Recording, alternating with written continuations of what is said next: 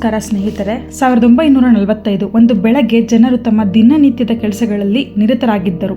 ಯಾರಿಗೂ ಮುಂದಿನ ಕೆಲವೇ ಕ್ಷಣಗಳಲ್ಲಿ ಇತಿಹಾಸವೇ ಬದಲಾಗಲಿದೆ ಎಂಬ ಕಲ್ಪನೆಯೂ ಇರಲಿಲ್ಲ. ಬೆಳಗ್ಗೆ ಒಂದು ವಿಮಾನ ನಗರದ ಮೇಲೆ ಹಾರಿತು. ಅದರಿಂದ ಒಂದು ಬಾಂಬ್ ಕೆಳಗೆ ಬಿದ್ದಿತು. ಕೆಲವೇ ಕ್ಷಣಗಳಲ್ಲಿ ಸೂರ್ಯನಿಗಿಂತಲೂ ಹೆಚ್ಚು ಉಷ್ಣತೆ, ಒಂದು ಭಾರೀ ಸ್ಫೋಟ ಮತ್ತು ಒಂದು ನಗರ ಕ್ಷಣಾರ್ಧದಲ್ಲೇ ಬದಲಾಯಿತು. ಆ ಬಾಂಬ್ ಸಾಮಾನ್ಯ ಬಾಂಬ್ ಅಲ್ಲ, ಅದು ಅಟಾಮಿಕ್ ಬಾಂಬ್. ಆದರೆ ಒಂದು ಸಣ್ಣ ಬಾಂಬ್ ಇಷ್ಟು ದೊಡ್ಡ ವಿನಾಶವನ್ನು ಹೇಗೆ ಮಾಡಿತು? ಅದರೊಳಗಡೆ ಏನಿತ್ತು? ಈ ಕಥೆ ಯುದ್ಧದಷ್ಟೇ ಅಲ್ಲ, ಇದು ವಿಜ್ಞಾನ, ಮಾನವೀಯತೆ ಮತ್ತು ಜವಾಬ್ದಾರಿಯ ಕತೆ. ಒಂದು ಆಶ್ಚರ್ಯದ ವಿಷಯ, ಹಿರೋಶಿಮಾದ ಮೇಲೆ ಲಿಟಲ್ ಬಾಯ್ ಎಂಬ ಅಣುಬಾಂಬ್ ಬಳಸಲಾಯಿತು. ಕೆಲವೇ ದಿನಗಳ ನಂತರ ನಾಗಸಾಕಿ ಮೇಲೆ ಫ್ಯಾಟ್ ಮ್ಯಾನ್ ಎಂಬ ಮತ್ತೊಂದು ಅಣುಬಾಂಬ್ ಬಳಸಲಾಯಿತು. ಆದರೆ ಈ ಎರಡು ಬಾಂಬ್ಗಳು ಒಂದೇ ರೀತಿಯದಾಗಿರಲಿಲ್ಲ. 1945 ಆಗಸ್ಟ್ 6 ಬೆಳಗ್ಗೆ ಸುಮಾರು 8:15 ಒಬ್ಬ ತಾಯಿ ಮಕ್ಕಳಿಗೆ ಉಪಹಾರ ಮಾಡಿಸುತ್ತಿದ್ದಳು. ಒಬ್ಬ ವಿದ್ಯಾರ್ಥಿ ಶಾಲೆಗೆ ಸಿದ್ಧವಾಗುತ್ತಿದ್ದ. ಒಬ್ಬ ಅಂಗಡಿಯವರು ತಮ್ಮ ಅಂಗಡಿಯನ್ನು ತೆರೆಯುತ್ತಿದ್ದರು. ಇದು ಸಾಮಾನ್ಯ ಬೆಳಗ್ಗೆ ಎಂದು ಎಲ್ಲರೂ ಭಾವಿಸಿದ್ದರು. ಆದರೆ ಕೆಲವೇ ಕ್ಷಣಗಳಲ್ಲಿ ಆಕಾಶದಲ್ಲಿ ಒಂದು ಅತ್ಯಂತ ಪ್ರಖರವಾದ ಬೆಳಕು ಕಾಣಿಸಿತು. ಒಂದು ಮಿಂಚಿನಂತೆ, ಆದರೆ ಅದು ಮಿಂಚಲ್ಲ. ನಂತರ ಒಂದು ಭಾರೀ ಆಘಾತದ ಅಲೆ ನಗರವನ್ನು ಅಪ್ಪಳಿಸಿತು. ಮನೆಗಳು ಕುಸಿದವು, ಗಾಜುಗಳು ಒಡೆದವು, ಧೂಳು, ಹೊಗೆ ಮತ್ತು ಕಿರಿಚಾಟಗಳು ಎಲ್ಲೆಡೆ. ಅನೇಕ ಜನರಿಗೆ ಏನಾಯಿತು ಎಂಬುದೇ ಅರ್ಥವಾಗಲಿಲ್ಲ. ಅವರು ತಮ್ಮ ಕುಟುಂಬದವರನ್ನು ಹುಡುಕಲು ಓಡಾಡುತ್ತಿದ್ದರು. ಆ ದಿನ ವೈದ್ಯರು, ನರ್ಸುಗಳು, ಸಾಮಾನ್ಯ ನಾಗರಿಕರು ತಮಗೆ ಸಾಧ್ಯವಾದಷ್ಟು ಗಾಯಗೊಂಡವರನ್ನು ಉಳಿಸಲು ಪ್ರಯತ್ನಿಸಿದರು. ಕೆಲವರು ತಮ್ಮ ಮನೆಯವರನ್ನು ಕಳೆದುಕೊಂಡರು, ಕೆಲವರು ತಮ್ಮ ಸ್ನೇಹಿತರನ್ನು ಮತ್ತೆ ಯಾವತ್ತೂ ನೋಡಲಿಲ್ಲ. ಆದರೆ ಈ ಕತೆ ದುಃಖದಲ್ಲಿ ಮುಗಿಯುವುದಿಲ್ಲ. ಅದೇ ಜನರು ಅದೇ ನೆಲದಲ್ಲಿ ಮತ್ತೆ ಮರಗಳನ್ನು ನೆಟ್ಟರು, ಮನೆಗಳನ್ನು ಕಟ್ಟಿದರು, ಶಾಲೆಗಳನ್ನು ತೆರೆದರು, ನಗರವನ್ನು ಮತ್ತೆ ಜೀವಂತಗೊಳಿಸಿದರು. ಒಂದು ಆಶ್ಚರ್ಯದ ವಿಷಯ, ಈ ಘಟನೆಗಳಿಂದ ಬದುಕುಳಿದವರನ್ನು ಜಪಾನಿಯಲ್ಲಿ ಹಿಬಾಕುಶ ಎಂದು ಕರೆಯುತ್ತಾರೆ. ಅವರಲ್ಲಿ ಅನೇಕರು ಜಗತ್ತಿನಾದ್ಯಂತ ಶಾಂತಿಯ ಸಂದೇಶವನ್ನು ಹಂಚುತ್ತಾ ಬದುಕಿದರು. ಅವರು ಹೇಳಿದ ಒಂದು ಸಂದೇಶ, ತಮ್ಮ ಅನುಭವವನ್ನು ಮತ್ತೆ ಯಾರೂ ಅನುಭವಿಸಬಾರದು. ಇವಾಗ ಒಂದು ಪ್ರಶ್ನೆ, ಒಂದು ಚಿಕ್ಕ ಬಾಂಬ್ ಇಡೀ ನಗರವನ್ನು ಹೇಗೆ ನಾಶ ಮಾಡಿತ್ತು? ಉತ್ತರ ಒಂದು ಪದದಲ್ಲಿ ಇದೆ, ಆಟಮ್. ನಮ್ಮ ಸುತ್ತಲಿರುವ ಎಲ್ಲ ವಸ್ತುಗಳು ಸಣ್ಣ ಸಣ್ಣ ಅಣುಗಳಿಂದ, ಅಂದರೆ ಆಟಮ್ಸ್ಗಳಿಂದ ಕೂಡಿವೆ. ಸಾಮಾನ್ಯವಾಗಿ ಈ ಅಣುಗಳು ಶಾಂತವಾಗಿರುತ್ತವೆ. ಆದರೆ ಯುರೇನಿಯಂ ಅಥವಾ ಪ್ಲುಟೋನಿಯಂ ಎಂಬ ಕೆಲವು ವಿಶೇಷ ಅಣುಗಳನ್ನು ಸರಿಯಾದ ರೀತಿಯಲ್ಲಿ ಹೊಡೆದರೆ ಅವು ಹೊಡೆದು ಹೋಗುತ್ತವೆ. ಈ ಪ್ರಕ್ರಿಯೆಯನ್ನೇ ನ್ಯೂಕ್ಲಿಯರ್ ಫ್ಯೂಷನ್ ಎನ್ನುತ್ತಾರೆ. ಅಣು ಒಡೆದಾಗ ಎರಡು ದೊಡ್ಡ ಸಂಗತಿಗಳು ನಡೆಯುತ್ತವೆ. ಮೊದಲನೆಯದು, ಅಪಾರ ಪ್ರಮಾಣದ ಶಕ್ತಿ ಬಿಡುಗಡೆ ಆಗುತ್ತದೆ. ಎರಡನೆಯದು, ಇನ್ನೂ ಕೆಲವು ನ್ಯೂಟ್ರಾನ್ಸ್ ಹೊರಬರುತ್ತದೆ. ಆ ನ್ಯೂಟ್ರಾನ್ಸ್ ಮತ್ತೊಂದು ಅಣುವನ್ನು ಹೊಡೆಯುತ್ತದೆ, ಅದು ಮತ್ತೊಂದನ್ನು ಹೊಡೆಯುತ್ತದೆ. ಹೀಗೆ ಸರಪಳಿಯಂತೆ ಮುಂದುವರಿಯುತ್ತದೆ. ಇದನ್ನು ಚೈನ್ ರಿಯಾಕ್ಷನ್ ಎಂದು ಕರೆಯುತ್ತಾರೆ. ಈ ಎಲ್ಲ ಹೊಡೆತಗಳು ಕೇವಲ ಒಂದು ಕ್ಷಣದ ಅತಿ ಸಣ್ಣ ಭಾಗದಲ್ಲಿ ನಡೆಯುತ್ತವೆ.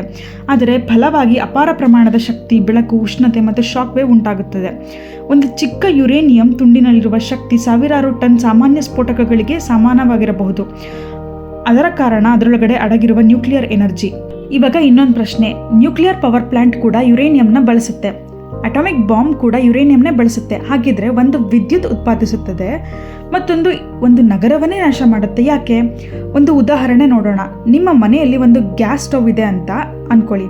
ಅದರಲ್ಲಿ ಗ್ಯಾಸ್ ನಿಧಾನವಾಗಿ ಸುಡುತ್ತದೆ. ನಾವು ಅದರಿಂದ ಅಡುಗೆ ಮಾಡ್ತೇವೆ. ಆದರೆ ಅದೇ ಗ್ಯಾಸ್ ಒಂದು ಕ್ಷಣದಲ್ಲಿ ಸ್ಫೋಟಿಸಿದರೆ ಏನಾಗುತ್ತೆ? ಅದೇ ವ್ಯತ್ಯಾಸ. ನ್ಯೂಕ್ಲಿಯರ್ ಪವರ್ ಪ್ಲಾಂಟ್ನಲ್ಲಿ ಚೈನ್ ರಿಯಾಕ್ಷನ್ ತುಂಬ ನಿಧಾನವಾಗಿ ನಿಯಂತ್ರಣದಲ್ಲಿರುತ್ತದೆ.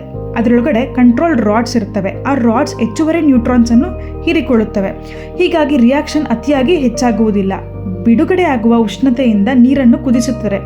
ಸ್ಟೀಮ್ ಟರ್ಬೈನ್ ಅನ್ನು ತಿರುಗಿಸುತ್ತಾರೆ. ಅಲ್ಲಿಂದ ವಿದ್ಯುತ್ ಉತ್ಪಾದಿಸುತ್ತದೆ. ಆದರೆ ಅಟಾಮಿಕ್ ಬಾಂಬ್ನಲ್ಲಿ ಇಂತಹ ಯಾವ ನಿಯಂತ್ರಣವೂ ಇರುವುದಿಲ್ಲ. ಚೈನ್ ರಿಯಾಕ್ಷನ್ ಒಂದೇ ಕ್ಷಣದಲ್ಲಿ ವೇಗವಾಗಿ ನಡೆಯುತ್ತದೆ. ಅದರಲ್ಲಿರುವ ಎಲ್ಲ ಶಕ್ತಿಯು ಒಂದೇ ಕ್ಷಣದಲ್ಲಿ ಹೊರಬರುತ್ತದೆ. ಆದರೆ ಅದೇ ಭಾರೀ ಸ್ಫೋಟಕ್ಕೆ ಕಾರಣ ಆಗುತ್ತೆ. ಒಂದು ನ್ಯೂಕ್ಲಿಯರ್ ಪವರ್ ಪ್ಲಾಂಟ್ ಹಲವು ವರ್ಷಗಳ ಕಾಲ ಸಾವಿರಾರು ಮನೆಗಳಿಗೆ ವಿದ್ಯುತ್ ನೀಡಬಹುದು. ಆದರೆ ಅದೇ ತತ್ವವನ್ನು ನಿಯಂತ್ರಣವಿಲ್ಲದೆ ಬಳಸಿದರೆ ಅದು ಅತ್ಯಂತ ಅಪಾಯಕಾರಿ.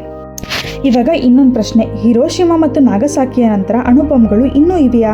ಉತ್ತರ ಹೌದು. ಇಂದಿಗೂ ಜಗತ್ತಿನ ಹಲವಾರು ದೇಶಗಳಲ್ಲಿ ಅಣ್ವಶಸ್ತ್ರಗಳು ಹೊಂದಿವೆ. America, Russia, China, France, Britain, Bharat, Pakistan, ಉತ್ತರ ಕೊರಿಯಾ ಮತ್ತು ಇಸ್ರೇಲ್ ಅಣ್ವಶಸ್ತ್ರಗಳನ್ನು ಹೊಂದಿದೆ.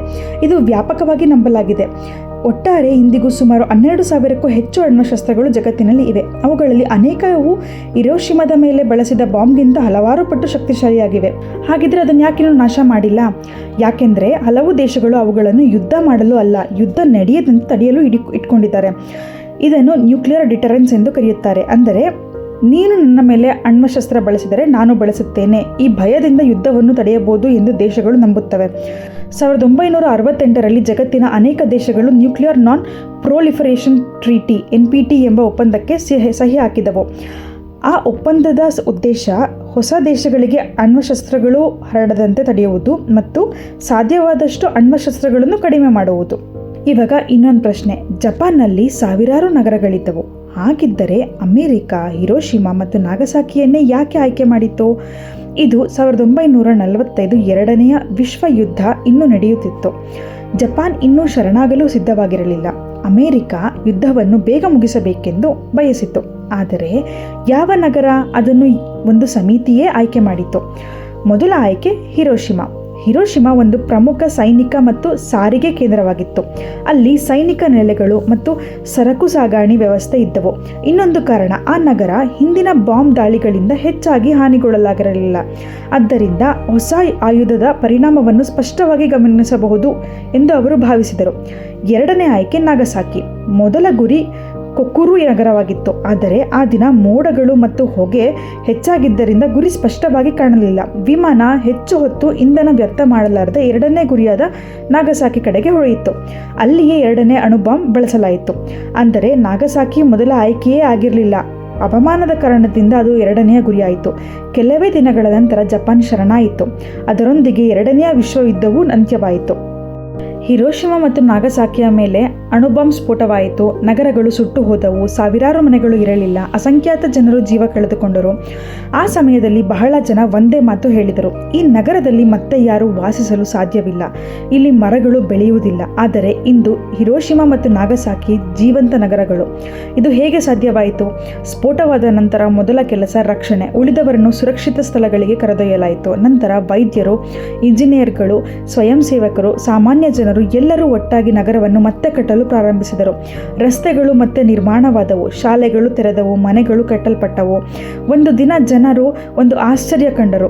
ಸ್ಫೋಟದಿಂದ ಸುಟ್ಟು ಹೋಗಿದ್ದ ನೆಲದಲ್ಲಿ ಒಂದು ಚಿಕ್ಕ ಹಸಿರು ಮೊಳಕೆ ಹೊರಬಂದಿತ್ತು.